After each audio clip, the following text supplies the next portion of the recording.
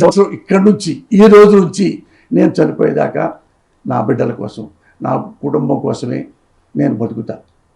ఏ రాజకీయాల గురించి నేను మాట్లాడను. ఏ ఒక్క రాజకీయాల గురించి కూడా మాట్లాడను. నాకు బాగా నేషనల్ వైడ్ దేశానికి సంబంధించిన వాడు కాబట్టి నరేంద్ర మోడీ అంటే దేశభక్తుడు. అలాంటి వాడిని మాత్రం ఎప్పుడన్నా ఒక మాట అంటే చాలా గొప్పవాడండి, దేశభక్తుడు. ఆ మాత్రం అయితే అంట మన దేశం కాబట్టి, మన దేశభక్తుడు కాబట్టి, గొప్ప ఎవరెస్ట్ అంతా గొప్పడు కాబట్టి. అది కూడా రాజకీయాలు ఒకటే, ఒక దేవుణ్ణి ఎలాగ నన్ను ఒక భక్తితో నమస్కరిస్తాను. అప్పుడు ఎప్పుడన్నా మోడీ గారు కనపడితే ఒక నమస్కారం పెట్టుకుంటా, అంతే తప్ప ఇక రాజకీయాలు అనేది నా నోటితో నేను ఎప్పుడు ఒక వర్డ్ కూడా ఈ ప్రెస్ మీట్తో ఇది క్లోజ్. నా బిడ్డల గురించి క్లీన్గా నా బిడ్డల గురించే. రాజకీయాల గురించి మాట్లాడను, ఏ నాయకుడి గురించి నేను కమిటీ చేయను, మంచి చెప్పను. మీ ప్రెస్ మీట్లో ఎంతమంది ఉన్నారో మీరు ఎంతోమంది డజన్లు ఆ జర్నలిస్టులు వాళ్ళందరూ నాకు తెలుసు. అందరూ TV5 బిఆర్ నాయుడు అయితే ఏంటి, రాధాకృష్ణ అయితే ఏంటి, చివరికి ఆయన కూడా నా మిత్రుడే చనిపోయిన రామోజీరావు, వీళ్ళందరితో ఏదో పెద్ద సంబంధాలు ఉన్నాయి, వాళ్ళందరూ ఉన్నాయి. వాళ్ళందరికీ మీ అందరికీ మళ్ళీ చెప్తున్నా, ఇంతమంది ఇప్పుడు ఈ ఒక జర్నలిస్ట్ అశోక్ అడిగాడు రాజకీయాలు ఏమన్నారు,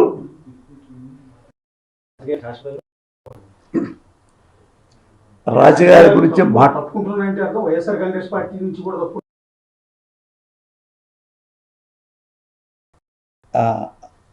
ఇంకా క్లియర్ అరటిపండు వదిలించినట్టుగా నేను ఈ దేశంలో ఉన్న ఏ పార్టీ గురించి ఇక నేను మాట్లాడను. YCP, not only Jaganmohan Reddy గారు, నాట్ ఓన్లీ చంద్రబాబు గారు, ఎవ్వరి గురించి మాట్లాడను, రాజకీయాల దగ్గరికి వెళ్ళను, అందులో ఇంటర్ఫియర్ గాను. ఇంకేమైనా క్లారిటీ ఉంటే చెప్పండి, లేదు. ఇంతవరకు నా జీవితంలో ఏ పార్టీలో కూడా సభ్యత్వం నాకు లేదయ్యా. ఆ పార్టీ తరఫున మీరు మాట్లాడారు, ఆ పార్టీలో పోస్ట్ కూడా తీసుకున్నారు. సో జగన్ గారి అభిమానం అని చెప్పారు. అంటే పార్టీ వైఎస్ఆర్ జగన్ గారు అంటే ఇప్పుడు దాకా కాదు, నేను చచ్చిపోయేదాకా జగన్ గారిని అభిమానిస్తా. నన్ను అంతగా ప్రేమించాడు. తీసుకొని ప్రాథమిక సభ్యత్వం ఉండదని మీరు చూడండి. నేను ఎప్పుడు ప్రాథమిక సభ్యత్వం నన్ను ఎవరు అడగలా. నేనేం చేస్తానంటే చెప్పాక ఓటర్లాగే స్పందిస్తా. ఈయన బాగున్నాడు, ఈయనకి సపోర్ట్ చేస్తా, ఆయన బాగాలేదు సపోర్ట్ చేయను. ఓటర్ ఏంది?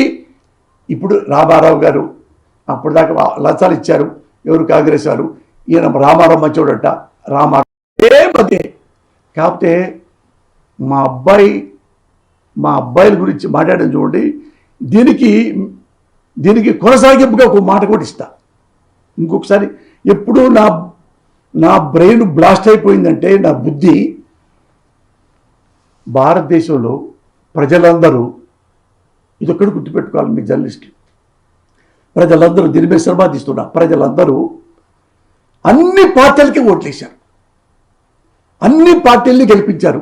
Great people, Indian people. Bengal ఆ మూలకి వెళ్తే మమతా బెనర్జీని ఓడించారు, ఆమెను గెలిపించారు. కమ్యూనిస్టులు ఓడించారు, కమ్యూనిస్టులు గెలిపించారు. బసుని ఇక్కడ ఢిల్లీకి వస్తే భారతదేశంలోకి ఇందిరాగాంధీ గెలిపించారు, ఇందిరాగాంధీని ఓడించారు.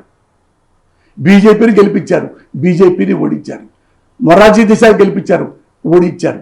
ఇక్కడ కాంగ్రెస్ ఓడించారు, రామారావు గెలిపించారు, జగన్ గెలిపించారు, జగన్ ఓడించారు, మన బాబుని గెలిపించారు. అక్కడ నవీన్ బాబుని గెలిపించారు, మళ్ళీ వచ్చి బీజేపీని గెలిపించారు. ఎందుకు ఎంతమంది పార్టీల్ని అధికారంలో వచ్చి వాళ్ళకి ప్రభుత్వం తిప్పి మమ్మల్ని సేవ్ చేయండిరా, సర్వీస్ చేయండిరా, మాకు సేవ చేయండిరా అని చేశారు. ఎందుకు ప్రజలు అడుగుతావా?